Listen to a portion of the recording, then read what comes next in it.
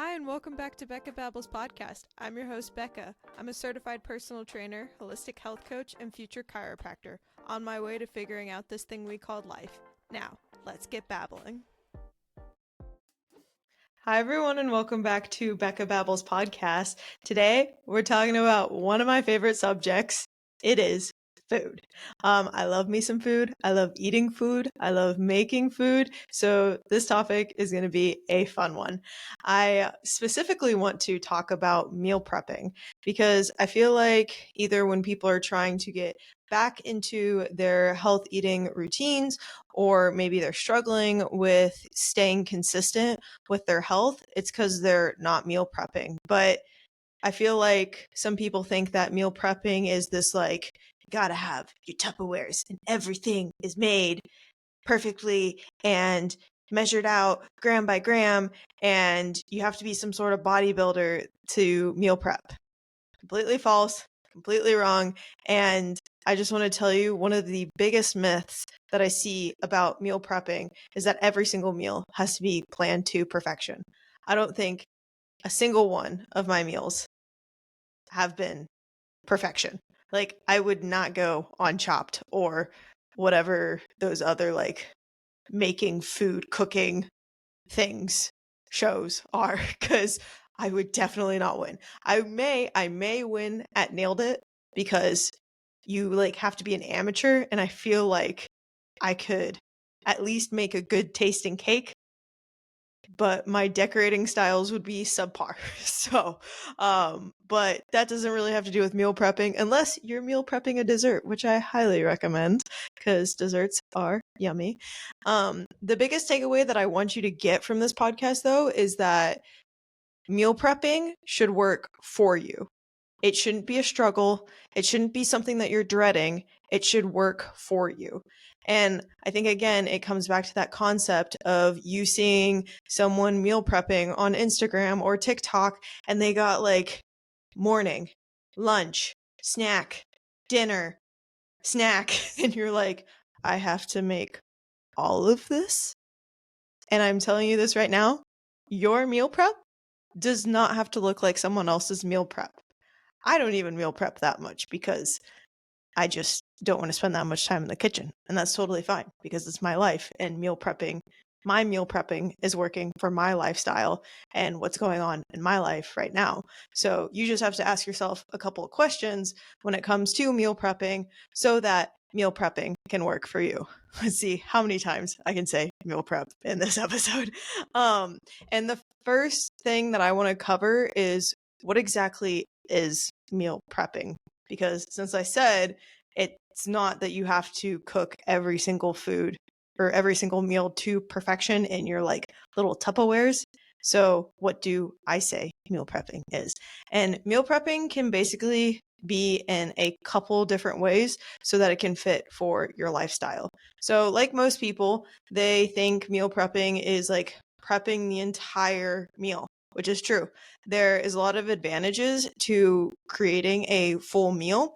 It may take more time at the beginning, but then when you're super busy throughout your day and you're like, I need to eat something and I want to make sure that is whole foods, that you then grab something that you made that is already prepped.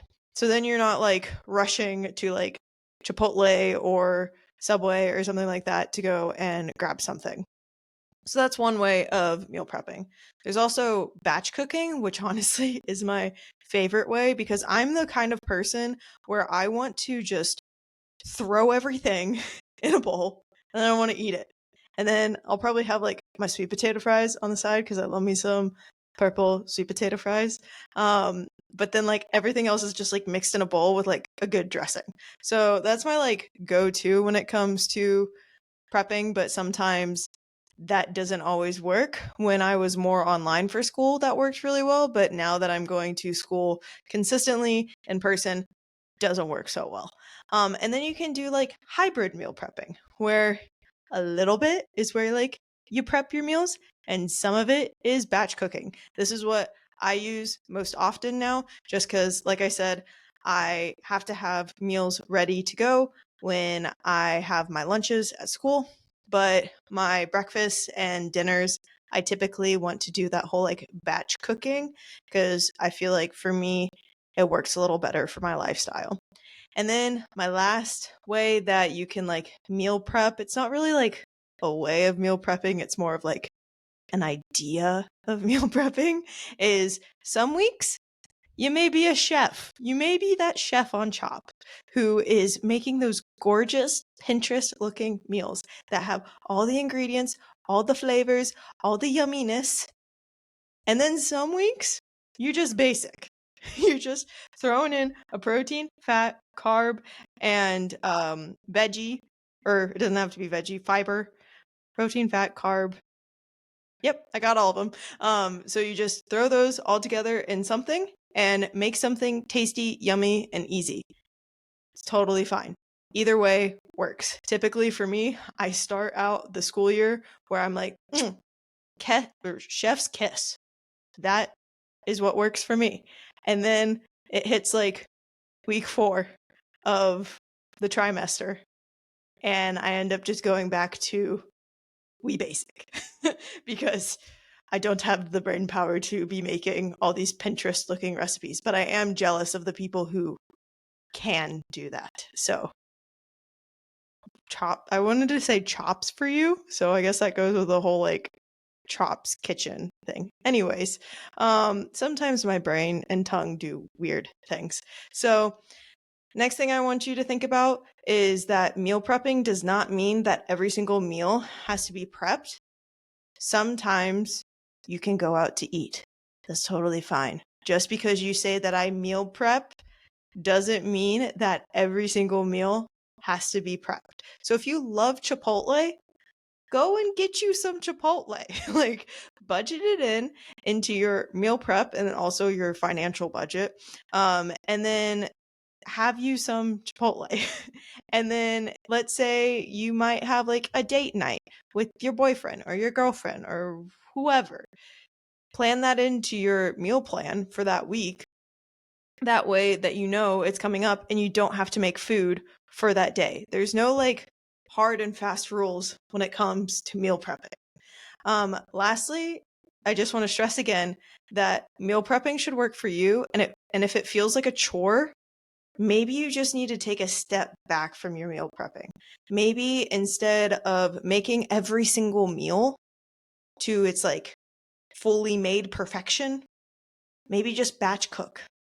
Or maybe stop trying to go through like 5 million different Pinterest recipes with like the different spices and ingredients in it. And you're stressing out because you're like, how am I going to get all these different spices when all I go to is Trader Joe's or Target and they don't have all the spices that I need, or I can't find this Asian spice. What am I supposed to do? This is going to taste awful. Don't cook that recipe. Make something easy. Throw something together. Some like easy dressings or can make something that is just basic turn into something super yummy and delicious that can fuel you throughout your day. So bust that myth that meal prepping needs to be hard and time consuming. It's actually going to save time during your week so that you don't have to cook daily. And you also don't have to like think about it as much because you are busy and you are ambitious and you got things to do, and that is okay.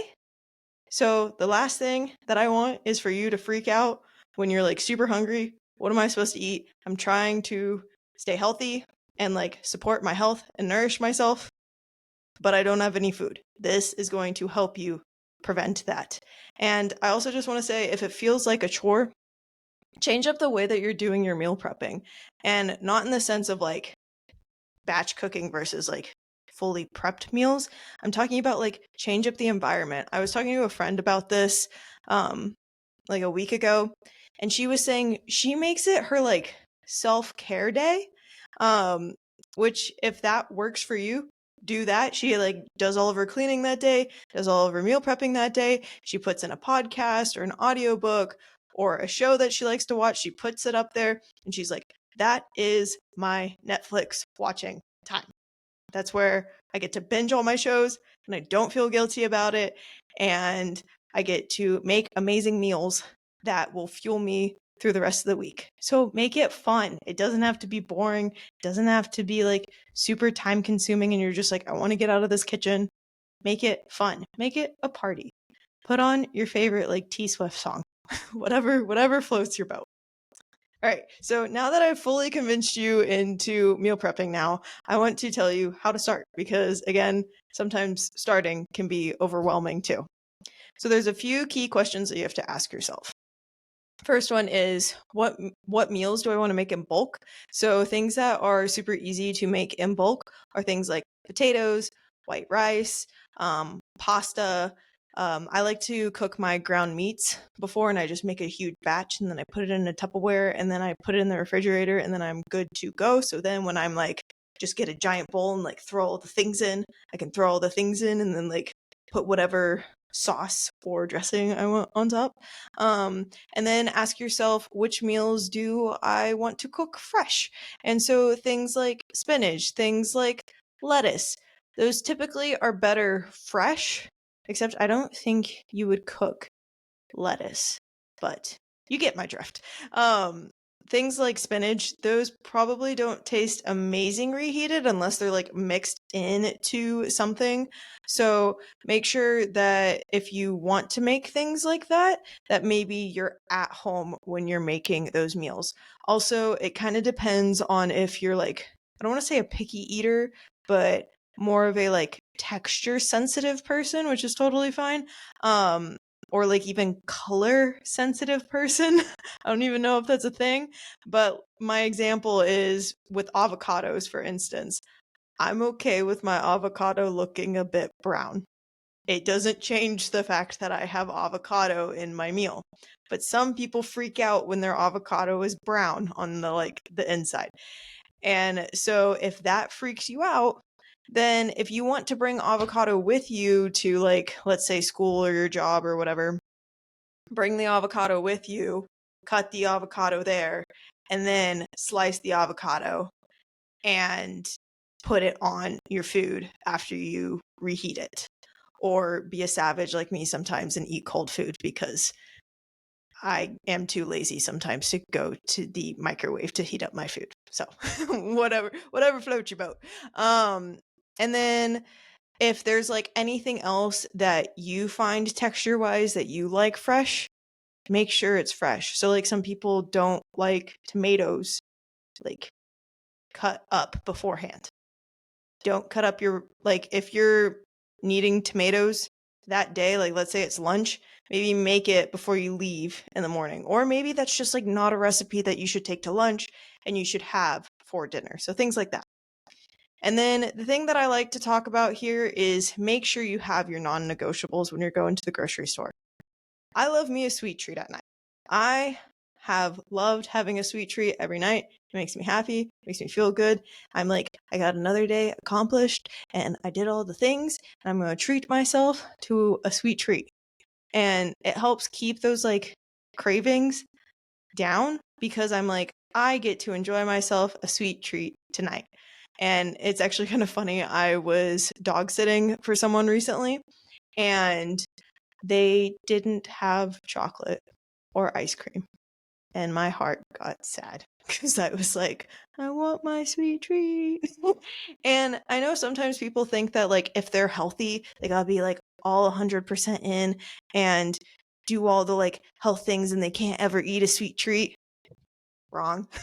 um, when you are trying to pursue health and nourish yourself, that also means nourishing your mind and like your life should be fun. Just because you're trying to increase your health doesn't mean that you have to take the fun out of it. I get a lot of joy by just like savoring a sweet treat. Now it's different if you're just like shoving all the food in your face or like eating like all the cereal because you're like, I don't care. I want to go off the diet or off this like meal plan because it doesn't work for me and I want to have me a sweet treat. Well, then that means that you're way too restrictive with your meal plan in the first place. You're allowed to have a sweet treat. It's okay. Just prep for that. Make sure you put something in the cart And it makes me feel like a little kid when I'm like, oh, what sweet treat do I get to have this week? So make sure you have those non-negotiables. I'd love to hear what your non-negotiable is. Mine, honestly, is either chocolate or ice cream. I have recently been doing popcorn, which is interesting. So I'd love to hear what your non-negotiables are. You can send me a message on Instagram or email me at whoa, that was weird. BeccaBabblesPodcast@gmail.com. The next thing is to make sure that you have the snacks that you need. Or what snacks do you want?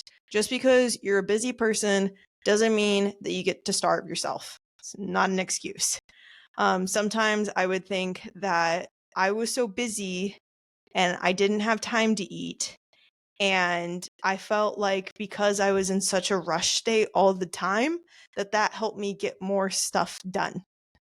When actually, if you fuel yourself throughout the day, not only are you going to not feel rushed as much because you're not going to be in that fight or flight state as much, but you'll actually be able to do your work better.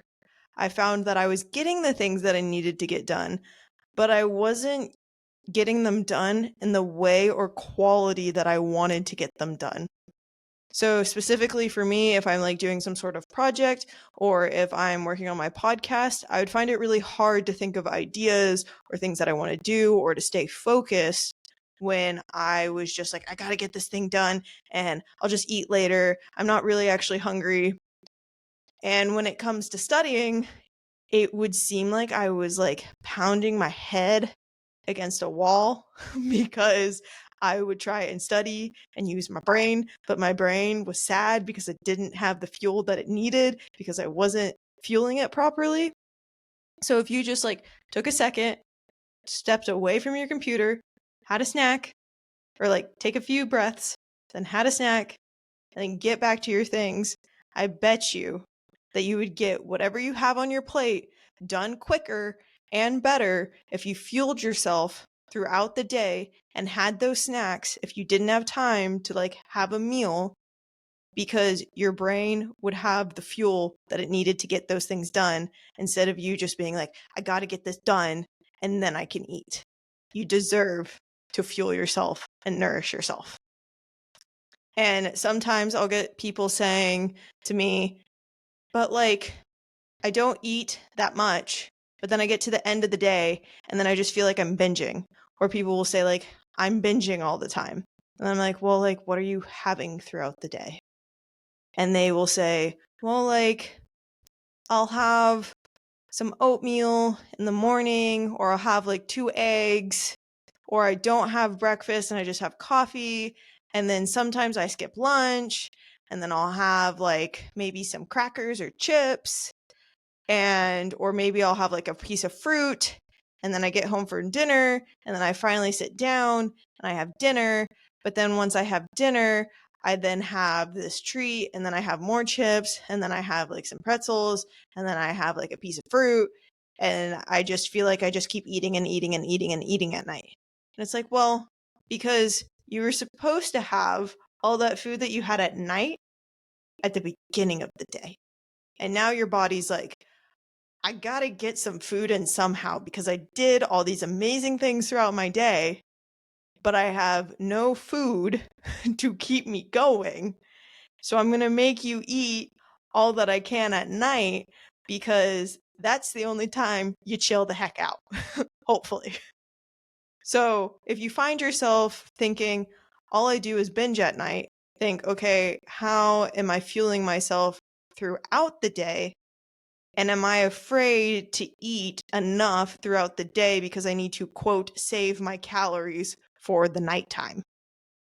You might actually not need to eat as much at the end of the day if you eat enough throughout the day.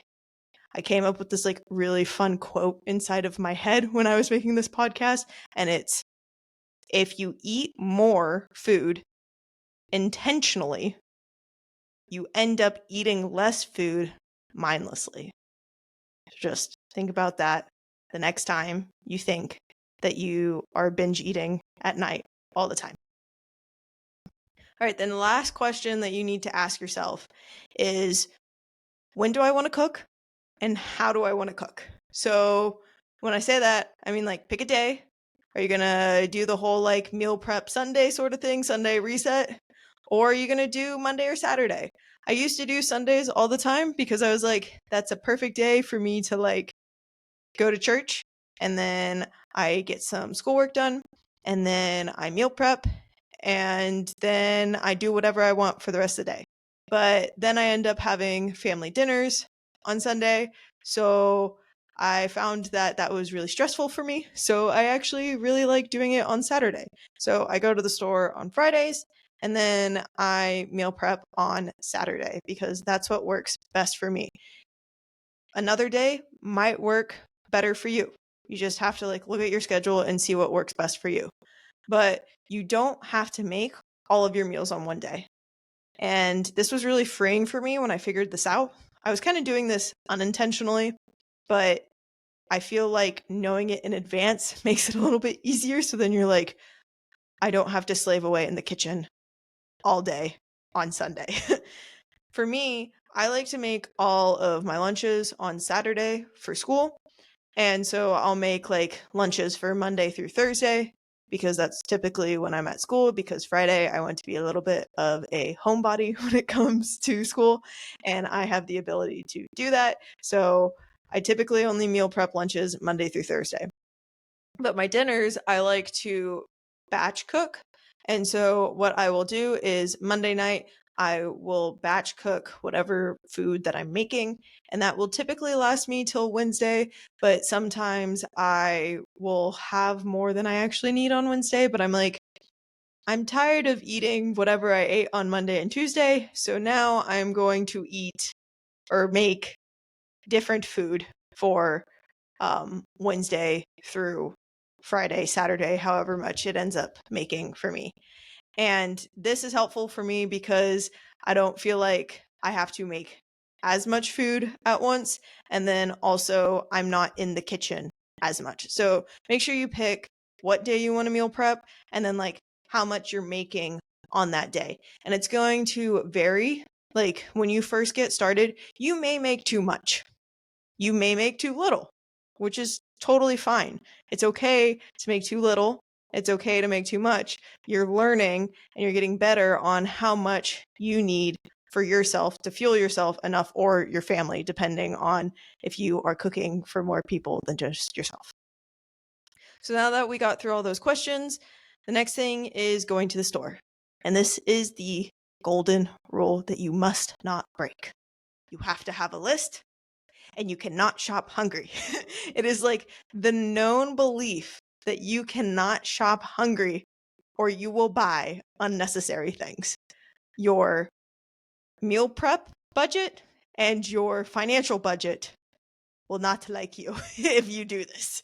So it's really easy to go into the store and end up just like browsing through the aisles, which like, don't get me wrong, I'm that type of person who, like, even though I go in with a list, if I have extra time, I will just browse the Costco aisles and just see. I've probably seen that same cereal for the past couple of weeks. But you know what? I still need to go down that cereal aisle because, like, why not? Plus, you know, I get in like more steps in when I go to Costco and it's cold outside. So maybe it's not that bad of a thing, but still, you want to save time when you're going to the grocery store, especially when you are a really busy person. So having a list will save time and energy and your wallet if you don't go hungry and you have a list. Now, some people are like, I don't even know where to start. How much should I even put on the list? I don't want to buy too much and I don't want to buy too little. Again, this will take time for you to figure out how much you need. It's not a perfect science, but I have like a basic grocery formula that I like to use with my clients and like people who are just asking in general. And my formula is get about like 1 to 2 proteins when you're there. So if you want to get like ground beef and then you want to get like chicken thighs, do that. And then get like about like 2 to 3 fruits because we want some good fiber. Also, speaking of fiber, get about like 2 to 3 veggies so you get some other types of fibers because we want to get your gut flora all nice and yummy and good and happy. And then I typically put in there, get about like 1 fat source. Your fat source could be coming from your protein, but sometimes if you want to get like a little dressing or if you want to get some avocado, get you a fat so that it can pair really well with your meals and make your meals taste even more yummy because we like yummy meals.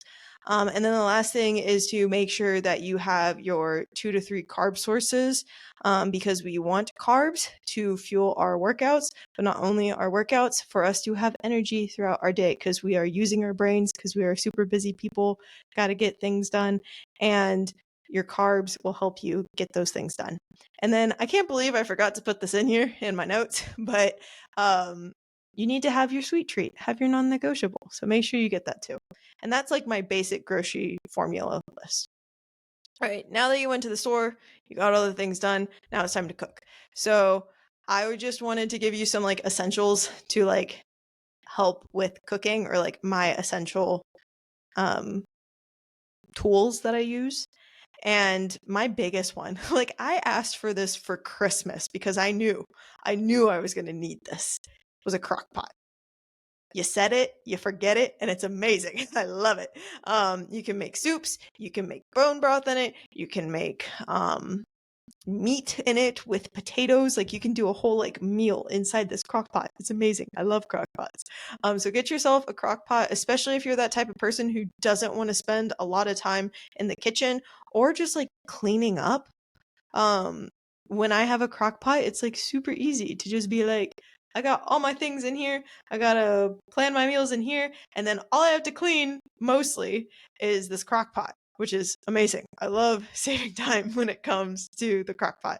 And then another essential would just be like pots and pans. You don't have to get super fancy with all these gadgets. I know a ton of people are like, have a rice cooker, I don't even know what the weird gadgets out there are anymore. There was like a banana slicer, which I was like, why can't you just use a knife? But you know, whatever floats your boat. So having pots and pans are like your non-negotiables or essentials. You can do anything with a pot or pan. And then lastly, for essentials, I like to use BPA free reusable baggies. Not only are they like BPA free, which will be great, which I'll talk about that later, why you might want to look for those kinds of things. But they're reusable. So then I'm not constantly buying those plastic baggies all the time. So it's a whole like, I buy it once and then I'm done. And I just like have to clean them and that's it, which is great. Some other tools or more like bonus tools would be something like an air fryer. I don't specifically have an air fryer. I hear people talk about them all the time. And I feel like if you are someone who lives alone or there's only like 2 of you in a household, I feel like an air fryer is great. I've heard sweet potato fries are amazing in the air fryer. And as a sweet potato fry lover, I really want to try this. So maybe I just need to bring a sweet potato to a friend's house who has an air fryer. And then I bring my sweet potato and be like, hey, can I try this so that I can test this out to make sure that this is to the sweet potato consistency that I want? As you can tell, I'm a sweet potato snob. I also like to consider myself a chocolate snob, but I feel like you can only be so many snobby things. So I'll stick with the sweet potato. My last tool, and this isn't really a tool, but it's like a thing that I think is like an essential when it comes to like meal prepping, is to have glass containers. And again, I'll get into more about glass containers later on in this episode. So now that you've like kind of got a better idea of meal prepping and how all of that works, I want to give you some advice when it comes to meal prepping that I wish I had heard when I started meal prepping. And first off, it's that whole like, if you make too little or if you make too much, it's totally okay. I got really annoyed with myself because when I first started meal prepping, I would like set out um, like one thing of ground beef, and that only made enough for me for like 3 meals. and I needed to make 6. So I was like, dang it, I have to meal prep again tomorrow. So it's totally fine if you don't get enough that you need. You're learning, and that's totally fine. As you do this more and more, it will get to you faster and faster how much you actually need to set out and prep. And then if you make too much, you can always freeze it if like you're afraid of it going bad. I feel like people think that food goes bad faster than it actually does. Thankfully, we have these things called refrigerators, and it's really easy to like let food stay better longer. It's okay if they stay in the refrigerator for like 2 to 3 days, sometimes 4. Like honestly, I have meals that stay in my refrigerator for like a week and they're totally fine, depending on what food it is, but typically most of them stay okay. And with that, if you do make too much, freeze it. And that kind of goes into my next hack, where it's talking all about how you need to have at least like 1 to 2 freezer meals on hand for those crazy days that you didn't even plan for. And this has helped me out so much, where I have an extra meal in my freezer, and it's like a freezer meal, but like a homemade freezer meal. I did like air quotes for those of you not watching the video portion of this podcast. I would like make a homemade freezer meal. Like instead of doing the like store-bought freezer meals, I would do a homemade freezer meal. So let's say someone was like, hey, we need to go and do this. And I'm like, oh shoot, I didn't bring any food with me. And I get home and I'm starving and I don't want to make food. I have a freezer meal that I can already just like pop in the I was about to say oven. You could do oven, but most of the time I just do microwave. And then my next tip is cook once, eat twice. And this is that whole thing of like, if you make extra portions, this helps save time.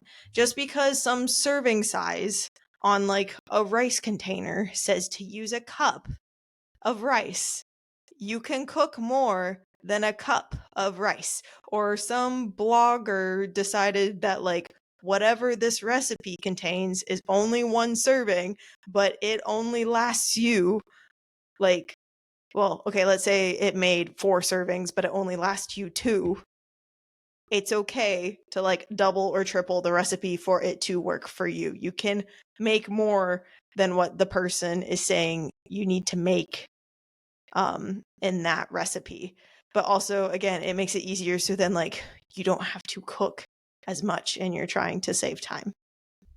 Again, make meal prepping enjoyable. Put on a podcast, maybe Becca Babel's podcast, and play music or like do some chores. I love just like setting a timer, like the timer on the oven for like whatever vegetable I'm cooking or whatever. I was about to say sweet potato again, potato, or sweet potato. Then that's my timer for like me studying. So like, let's say I had a test coming up and I'm like, but I still need to meal prep, but I have this crazy week of like studying that I need to do because I have all these tests coming up. Use the timer for your cooking as the timer for you to study your flashcards or watch your videos. And then once that timer goes off, you use that like making your meals as your break time. And then whatever else needs to be put on a timer in the oven, that is your next timer for studying. So like stack the things that you need to do. I love doing that. It makes me feel so efficient and I love it.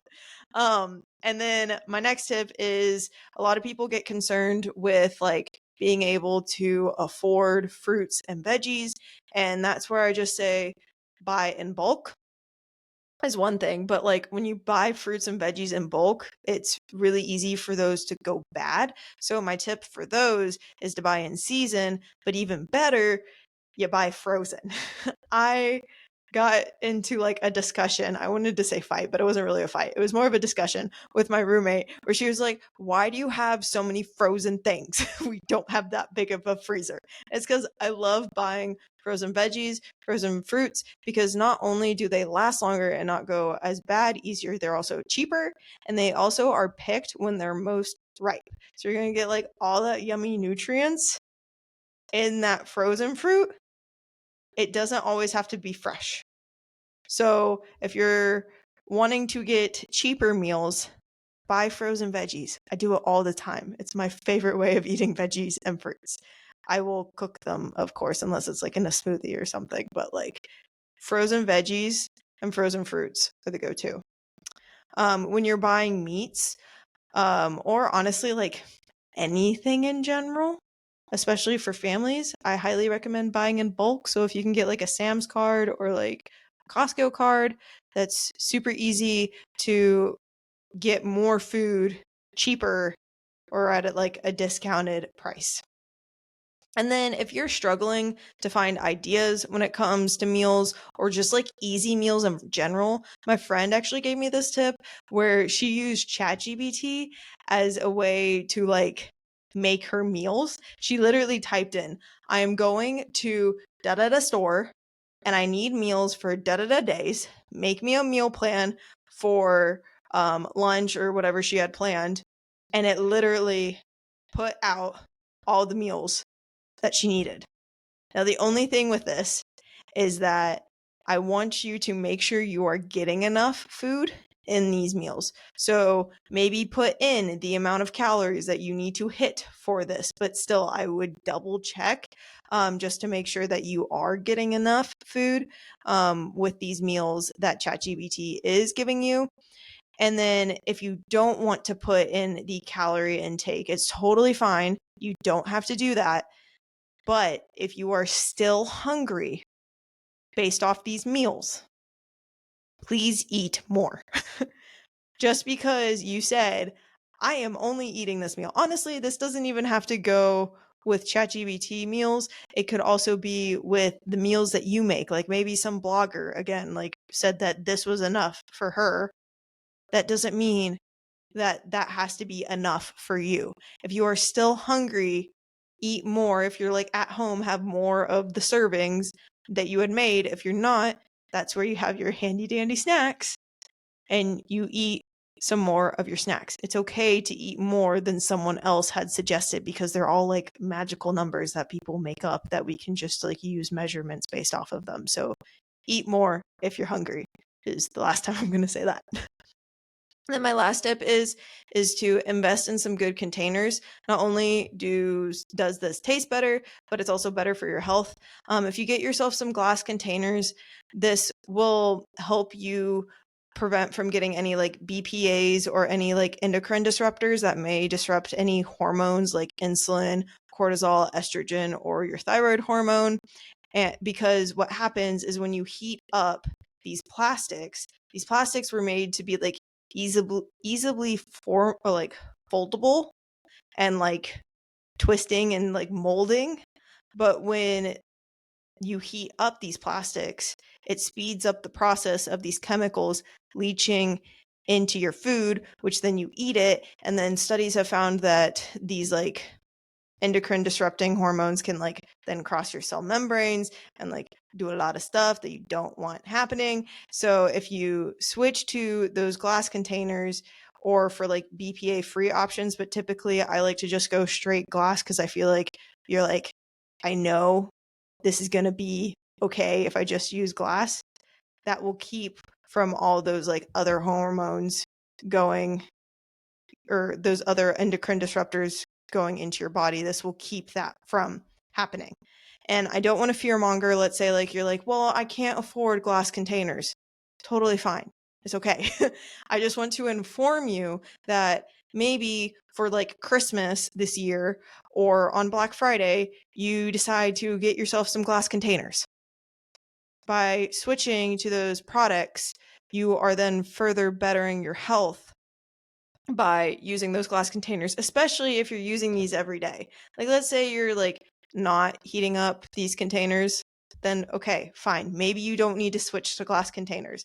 But if you are heating up your food every day consistently, and this is a consistent thing that you're doing, it may be beneficial to switch to those glass containers. And again, I think it tastes better in glass containers. A lot of my friends think they taste better in glass containers when you're heating it up. And it's probably because you're not having those plastics, those microplastics leach into your food. But again, it's all up to you. So I hope this helped you on your like way to sort of like figure out what meal prepping is and how to get better at meal prepping. I know, again, it can seem super chaotic when it comes to meal prepping, or you don't even know where to start. But I just want to remind you that meal prepping is not a one size fits all. It like find a method that works best for your lifestyle and that will work best for you. And I challenge you to like pick one of these meal prep strategies and tag me on Instagram at Becca and Wellness, because I'd love to see which one of these works for you and all the yummy meals that you are making, because I always need some like extra inspiration when it comes to meal prepping and what foods to make. Because again, like I said, I am very much that person that just like throws everything in a bowl. I'm not super crafty when it comes to meal prepping or just meals in general. So I'd love your inspiration. And share this episode with a friend that you think needs some meal prepping inspiration. And again, if you are struggling with meal prepping, I actually made a guide for you guys. So there's going to be a link in the show notes below. Click on that guide so that you can have all these steps, so that you can understand how to make meal prepping work best for you. And with all that being said, I just want to say thank you so much for listening to this podcast. I hope you found this helpful, and don't be afraid to reach out. I'd love to hear from you. And I just want to say have a great rest of your day, and I can't wait to babble with you next time. Thank you so much for listening to this episode of Becca Babbles podcast. If you enjoyed this episode, the best thing that you can do is leave a 5-star rating and review on Apple Podcast, Spotify, or any other listening platform of your choosing. If you want to learn more about me, you can do that by following me on Instagram at Becca and Wellness, or by checking out my blog, freebies, offers, and newsletter on my website at beccaandwellness.com. If you want to share the love of the podcast, you can do that by taking a screenshot and sharing it on social media and tagging me and the podcast at Becca and Wellness and using the hashtag Becca Babbles Podcast. I hope you have a great rest of your day, and I can't wait to babble with you next time.